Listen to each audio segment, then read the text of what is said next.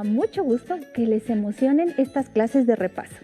Maestra, quiero contarte algo. Ayer estaba jugando en mi jardín y de nuevo observé que en una plantita una araña estaba haciendo su telaraña.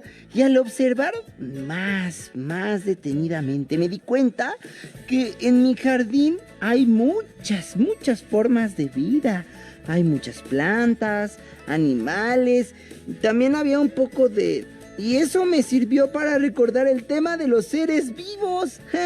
¡Qué bueno, Ton! Los seres vivos son sistemas complejos y dinámicos, en constante interacción con su medio. Sus características más generales son el resultado de una interrelación continua entre los organismos y el medio, lo cual posibilita su desarrollo. Bueno, en este caso mi jardín es el medio donde se desarrollan e interactúan. Pero, ¿dónde comen? ¿Y dónde se reproducen? Tengo muchas preguntas. Así es, Ton, y es por eso que debemos cuidar cualquier medio donde haya vida. ¿Qué les parece si para recordar las características de los seres vivos, vemos el siguiente video? ¡Sí, maestra! Hola, bienvenidas y bienvenidos. El día de hoy hablaremos de algunas características de los seres vivos. A la variedad de seres vivos que se encuentran en la Tierra se le llama biodiversidad o diversidad biológica. Todos los seres vivos se relacionan e intercambian materia y energía con el medio que los rodea. Se alimentan de lo que hay en su entorno, respiran el aire que hay en el medio ambiente y a su vez desechan energía y materia que modifica el medio en el que viven. Por ejemplo, cuando un ave se refugia en un árbol, come de sus semillas, modificando así la composición del árbol. Los seres vivos provienen de otros seres vivos y se reproducen transfiriendo sus características a sus descendientes. Todos los seres vivos captan estímulos del medio y responden a ellos. Respiran, se alimentan y generan desechos que sirven a otros. Todos estamos en la Tierra y debemos siempre proteger a los demás seres vivos, respetar sus espacios y convivir en armonía. Elijo la número 3. Muy bien, Ale, ¿nos ayudas a leer? ¡Claro que sí! La respiración es un proceso mediante el cual los seres vivos intercambian gases con el medio externo. Consiste en la entrada de oxígeno al cuerpo de un ser vivo y la salida de dióxido de carbono de este mismo. La respiración suministra la energía al organismo del ser vivo para realizar sus funciones. Todos los seres vivos respiran de diferente manera según las características. Muy bien. Ahora, Ton, de estas imágenes que aparecen, ¿cuál crees que ejemplifican esta característica? A ver, vamos a ver. Yo creo que la número 1. Muy bien, vamos a revisar la característica y podemos observar la respiración es la entrada de oxígeno al organismo de los seres vivos. Maestra, me surge una duda. ¿También los seres vivos que viven en el agua respiran oxígeno como el que está en el aire? Así es, Ale. También los seres vivos que viven en el agua necesitan oxígeno, pero lo obtienen disuelto en el agua y regresan el dióxido de carbono a ella, o del oxígeno que liberan las plantas que están en el agua como las algas. Maestra, ¿y quién se encarga de generar tanto oxígeno para todos los seres vivos?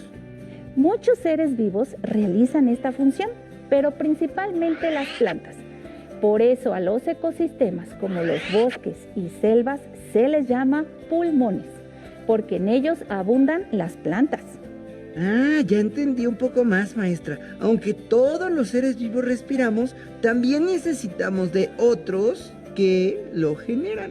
Exacto, Ton. Muy bien, Ton, ¿nos quieres ayudar a leer la nutrición? ¡Claro que sí! La nutrición es el intercambio de materia y energía con el medio y como resultado de ello lo modifican. Mediante este proceso, los seres vivos adquieren los nutrientes necesarios para subsistir en el medio. Bien, y ahora, ¿qué ejemplo eliges, Ale? ¿Qué ejemplo de nutrición? Yo creo que es la 4. Muy bien. En la imagen podemos observar cómo cada ser vivo genera un mecanismo para nutrirse.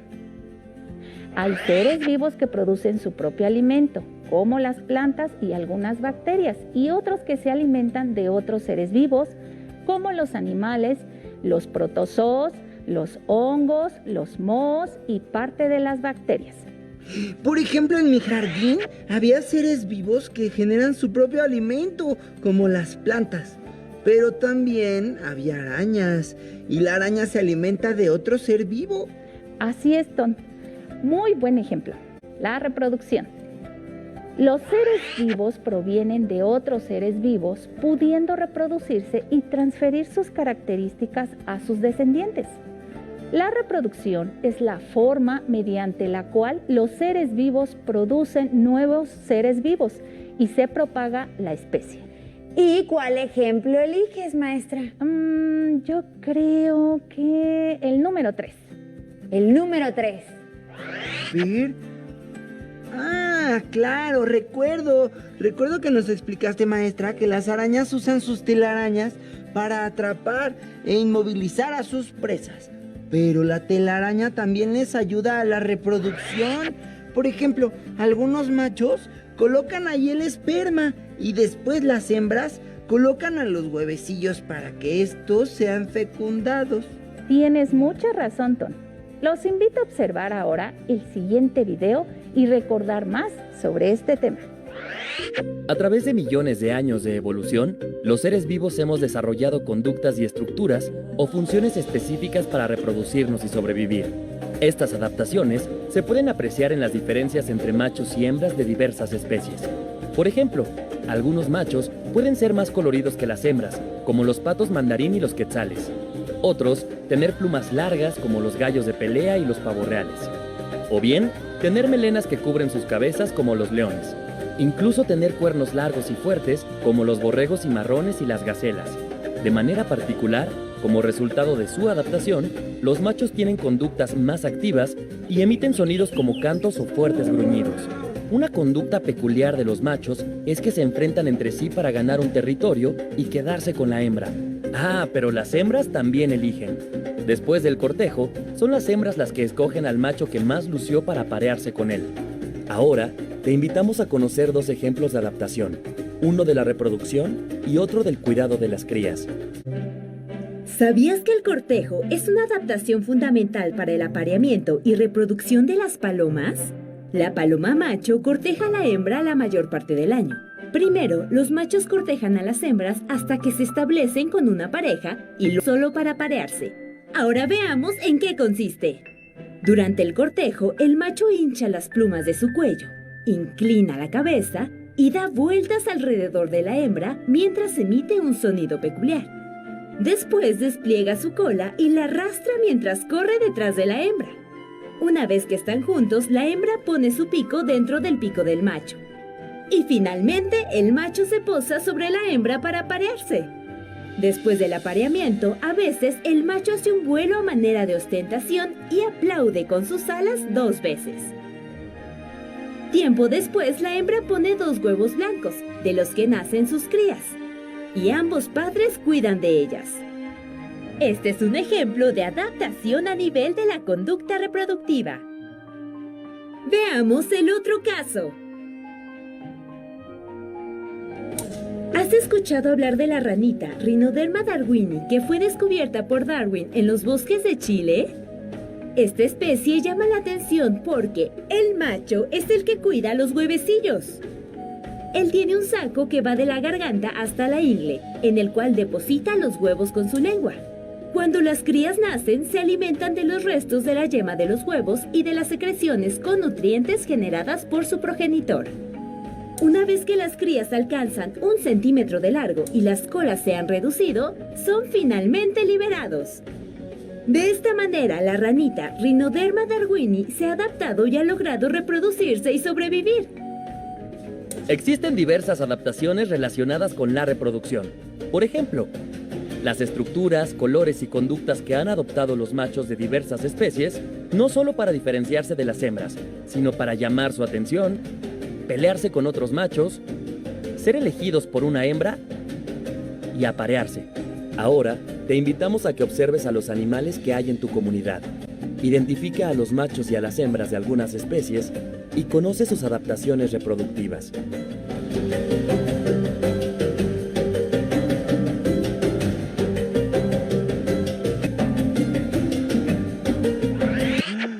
Maestra, es increíble la diversidad de formas en que los seres vivos se reproducen.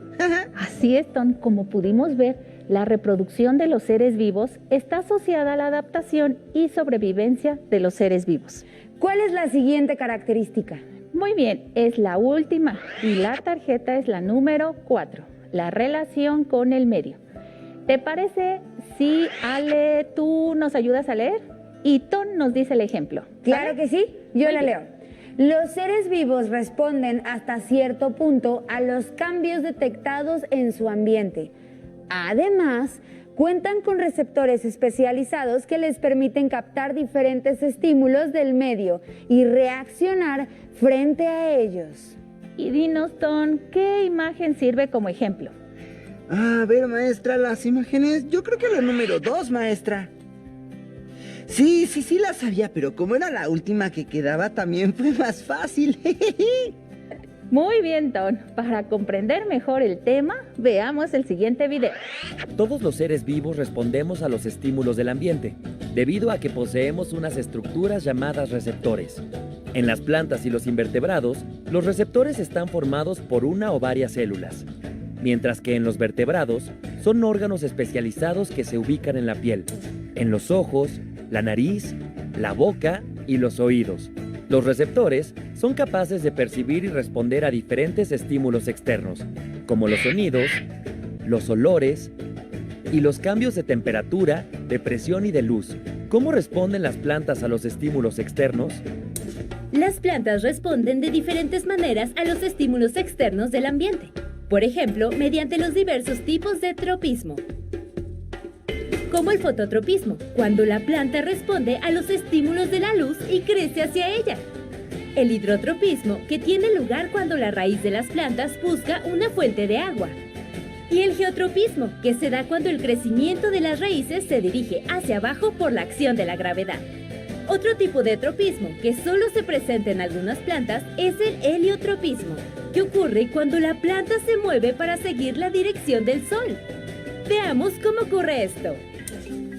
Las flores heliotrópicas, como el girasol, siguen la ruta del sol, de este a oeste, durante el día, y hacen movimientos para regresar en sentido contrario por la noche. ¿Qué te parece? Y por último, tenemos al tigmotropismo, el cual ocurre cuando las plantas crecen sobre una pared vertical, como en el caso de la hiedra. ¿Alguna vez has visto a una planta moverse? Regularmente los movimientos de las plantas son imperceptibles a la vista. Sin embargo, hay algunas excepciones. Vamos a conocer una.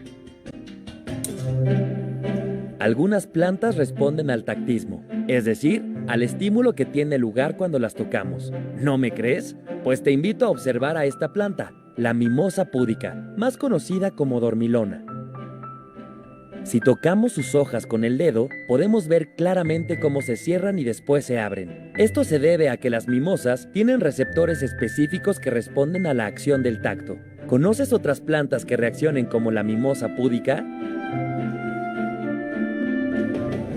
Ninguno de los seres vivos podemos vivir ajenos a lo que ocurre en nuestro medio ambiente, debido a que tenemos receptores que captan señales y responden a los estímulos externos. Las respuestas a los estímulos del ambiente son producto de millones de años de evolución. ¿Te gustaría investigar sobre la respuesta de las plantas a la luz? Para tu investigación, consigue 2 plantas iguales y del mismo tamaño. Coloca una planta cerca de una ventana y la otra en una parte oscura de tu habitación. Durante 15 días, mide las plantas cada tercer día. Observa sus cambios y escribe tus conclusiones. ¡Adelante! Pues bien, como pudimos ver, los seres vivos son sistemas complejos en constante interacción con su medio.